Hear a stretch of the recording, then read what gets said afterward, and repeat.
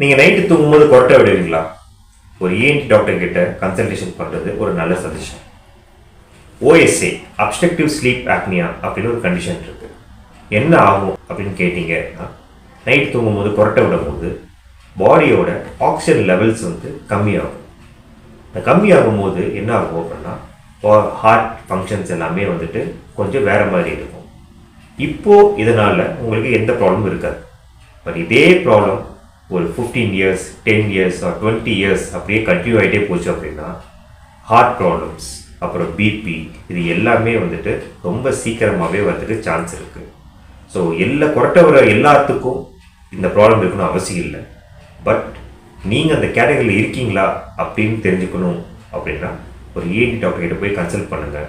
அவங்க உங்ககிட்ட நிறைய ஹிஸ்ட்ரி கேட்பாங்க. நைட் எப்படி தூங்குறீங்க, பகல் நேரத்தில் எப்படி இருக்குது, உங்களுடைய பாடி கண்டிஷன், பாடி வெயிட்டு எல்லாத்தையும் செக் பண்ணிவிட்டு உங்களை கைட் பண்ணுவாங்க.